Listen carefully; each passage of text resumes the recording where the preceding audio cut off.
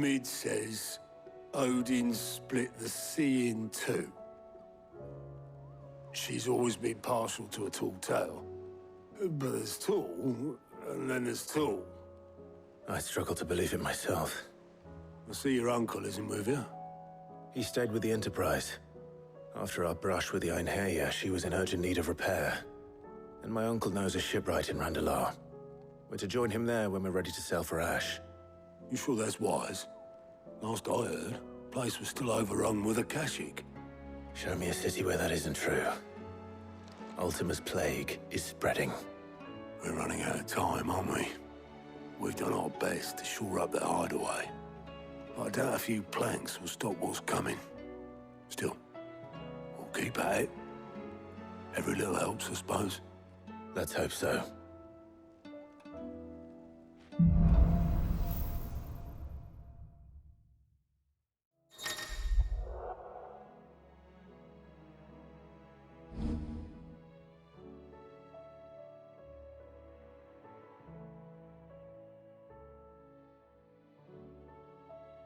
I should visit Joshua, assuming Talia will allow it.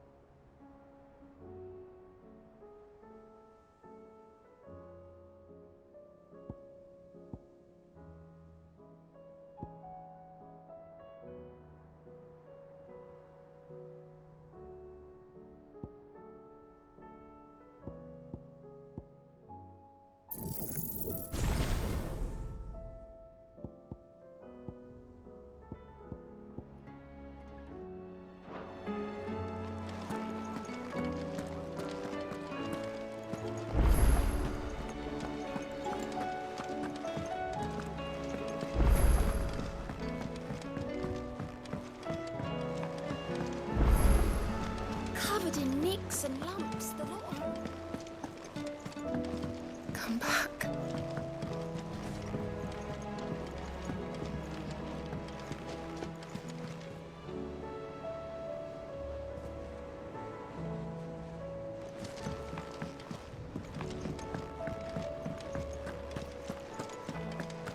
The stew's awfully thin.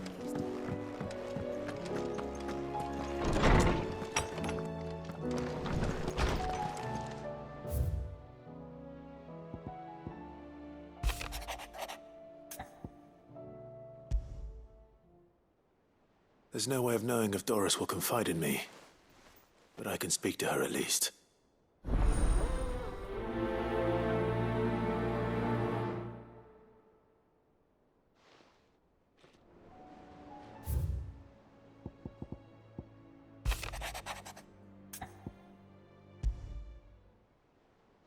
Rutherford. Wasn't that the name of my uncle's manservant? Why would he be at Martha's Rest?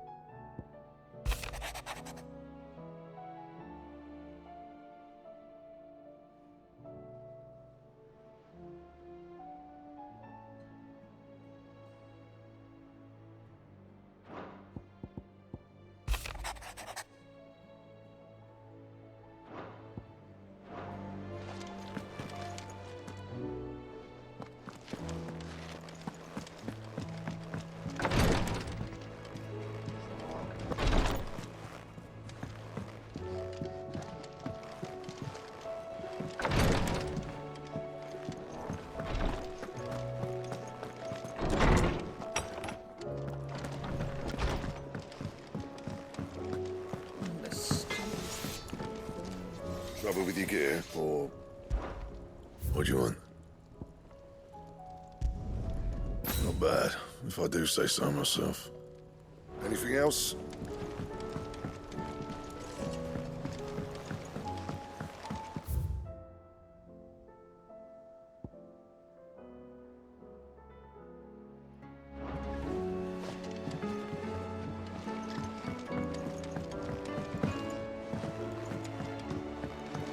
Lady Karen's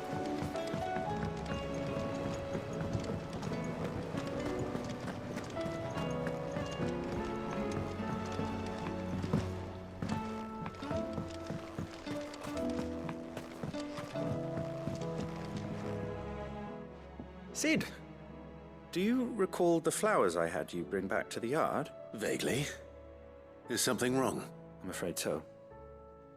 I was able to get most of the Morganbeards to take root, but they rarely flower. I fear the soil here does not agree with them. However, I believe I have a solution. I can't wait to hear it. I'm going to marry the Morganbeards with Morbles. I know, but hear me out. Morbles are possessed of a highly choleric temperament. The fire which drives them appears to be maintained by an abundance of nutrient-rich ether drawn from their environs. I believe that by grafting a Morble vine to a Morganbeard, the appendage's wealth of vigor-inducing nutrients might well stimulate the flower to bloom. The endeavor, I assure you, is scientifically sound. I simply need a vine to prove the theory. And all you need is a single vine from an ordinary Morble. That is correct. A single vine. As for the Morble, I fear ordinary may not suffice. But, as luck would have it, a most extraordinary specimen is rumored to haunt the swamps of Rosaria. Why, a notice concerning this very creature was only recently posted on the hunt board. How timely. Well, I shan't keep you any longer. I know you have much to do, as do I. Now, where did I put my watering can?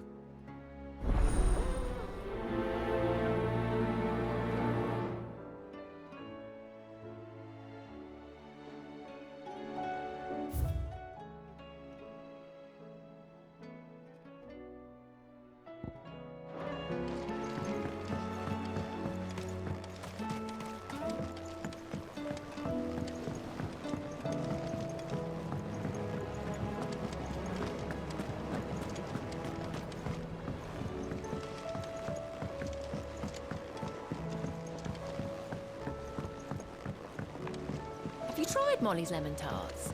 I've never had them.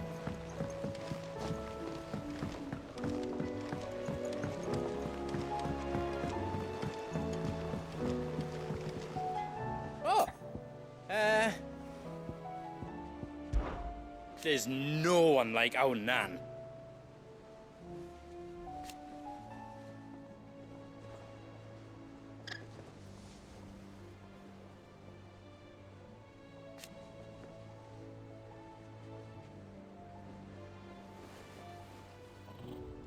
Your lad's worth double that.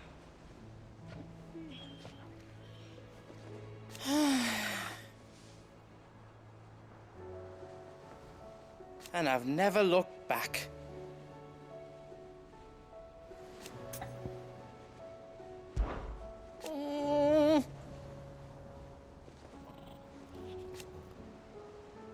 But no more.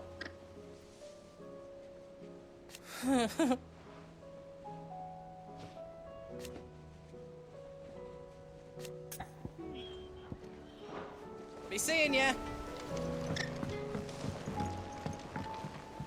If I painted you black, could you fly me across the lake? Are you even listening?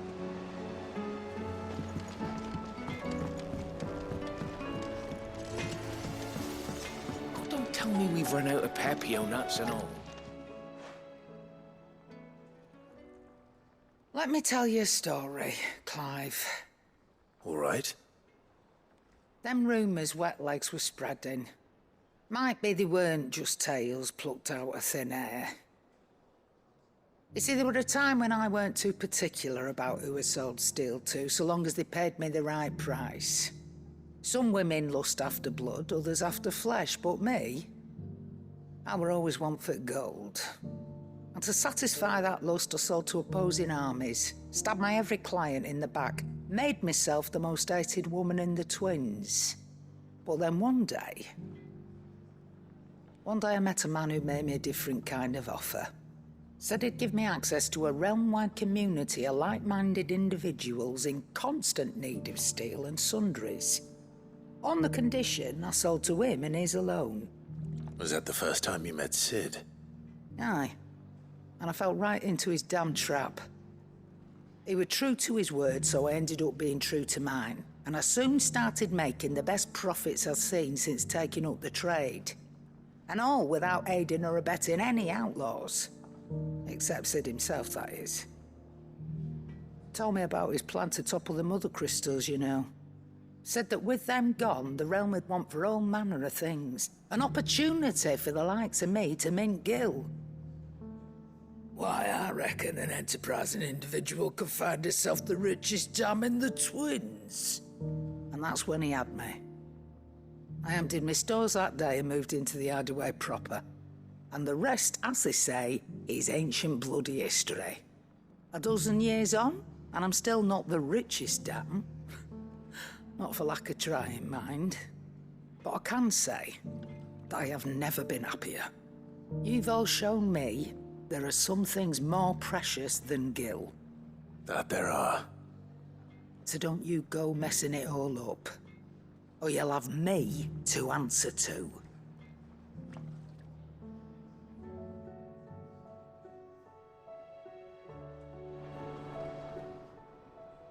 Aye, it's a dangerous world out there. Best stock up while you can. That great lump.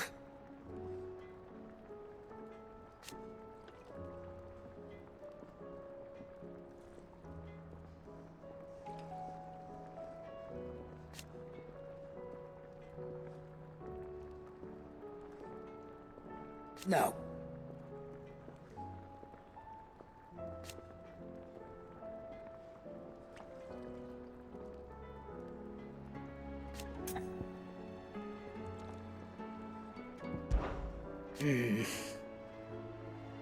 Oh, don't tell me we've run out of The whole Papio realm's nuts and in all. chaos. But as the old saying goes,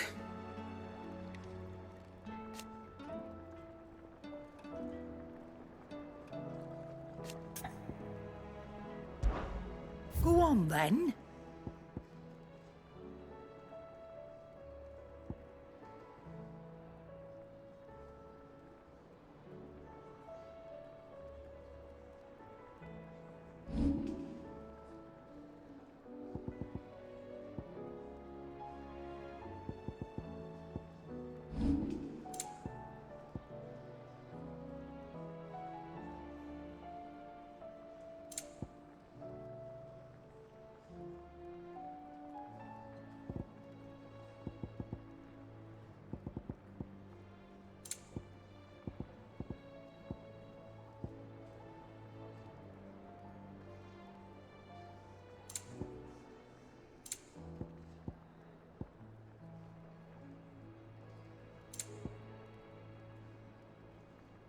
Is that all?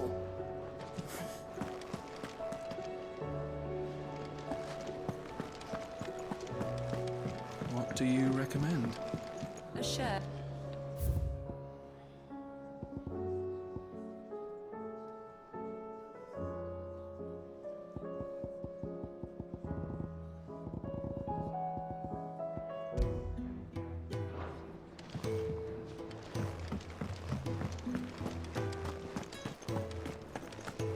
The stew's awfully thin these days.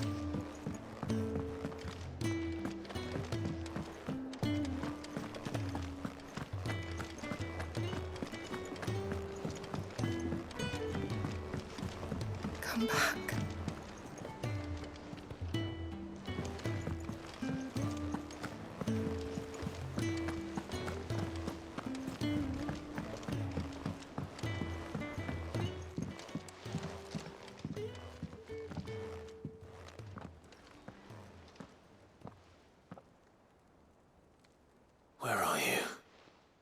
Can I help you, Sid?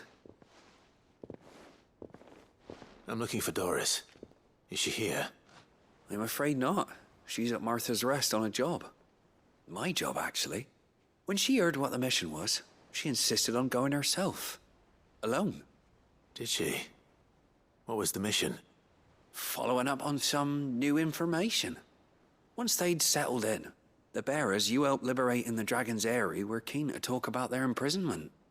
And about their captor. The slaver Cole's team were tracking when they were attacked by the Beastmen. I'll go and find her. She's at Martha's Rest, you say? If she's not moved on already, yes. I hope everything's all right. Why would Doris insist on going alone? Maybe Cole was right to be worried.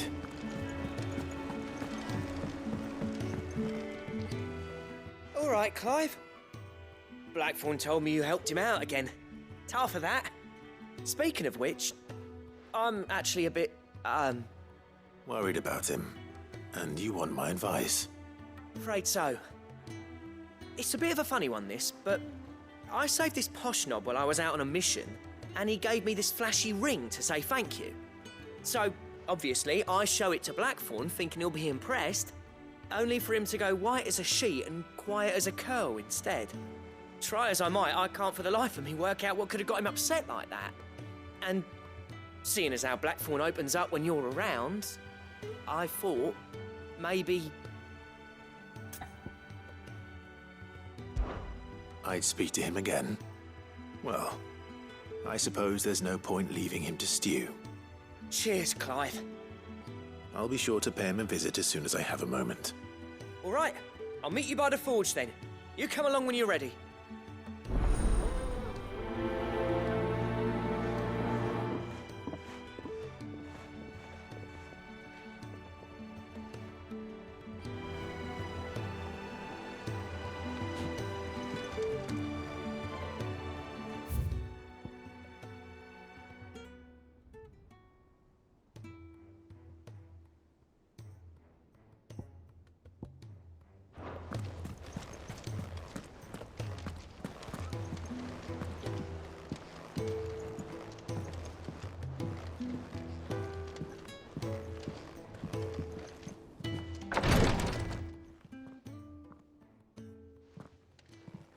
How are you feeling, Joshua?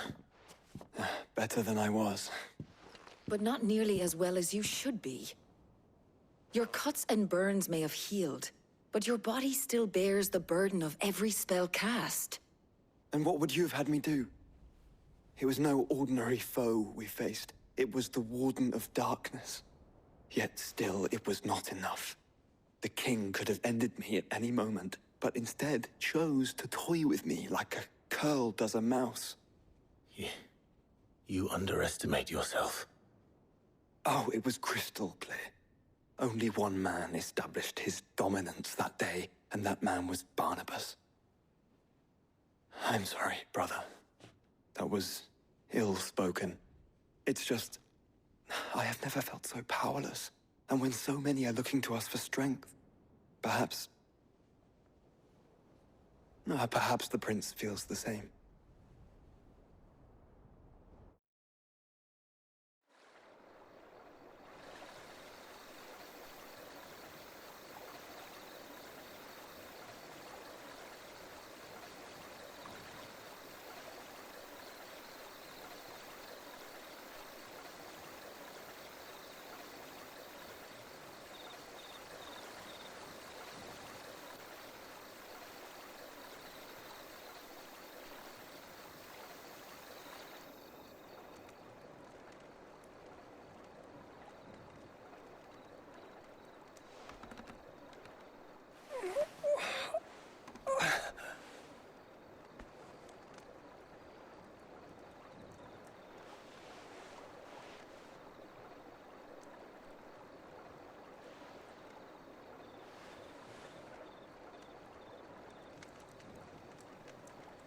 What is this place?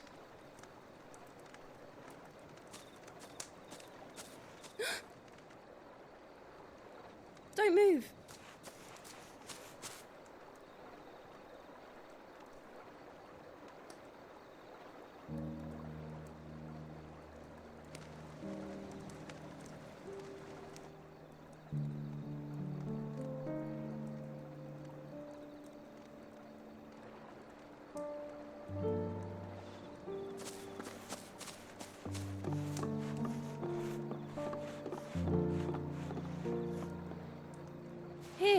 It's fresh from the well.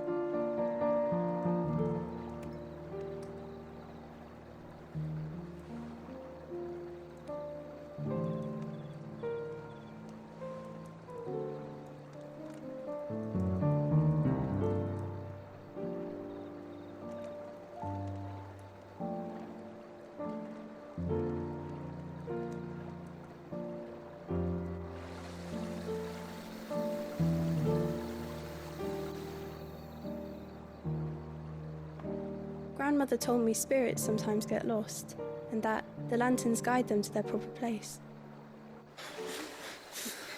I set one on the river for her when she passed away.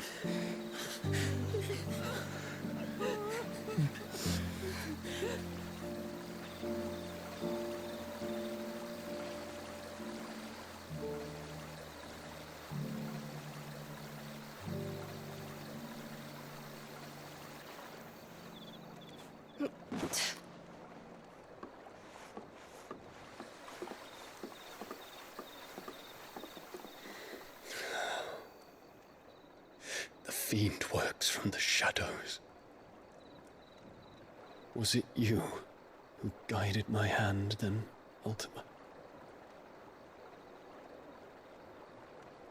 No, not you. This is my doing, my fault, my sin to bear. And for it, I must atone. Your hurts are healing nicely. It was my poultices that saw you well. You make them? And sell them, or try to. Earns me enough for bread, most days. Forgive me. I have nothing to... I know, but I couldn't just leave you lying there.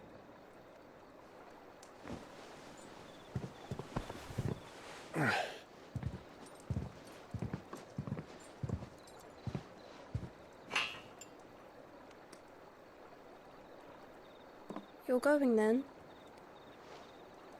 Of course. I'm healed. Thanks to you and your poultices.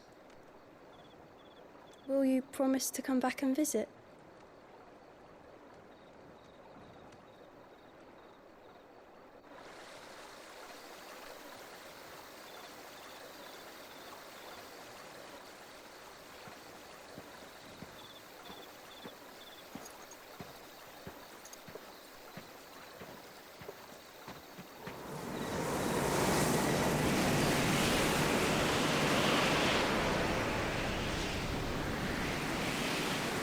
Well, Phoenix, it would seem that I owe you my wings.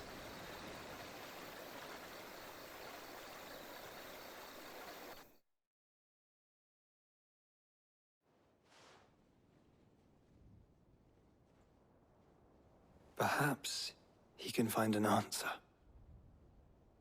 You will be returning to Waloed soon, I gather. I see no reason to wait. Then neither do I. I can think of a few, but I doubt they'll stop you.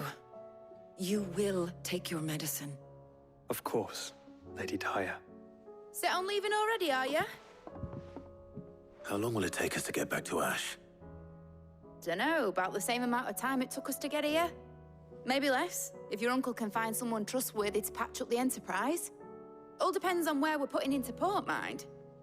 Yes. It's not as if we can put ashore wherever we choose. We have to assume that the whole of Ash is hostile, and that we'll be attacked on sight. Then we must find a place they won't think to look. And I have an idea who might know of one. The Professor! I'll go and tell you coming! While you're plotting our course, I'll be in the shelves with your lawsman. I wish to pick his brains about Ultima. Then I'll talk to Karen about supplies for the journey. They may not be easy to come by in Ash.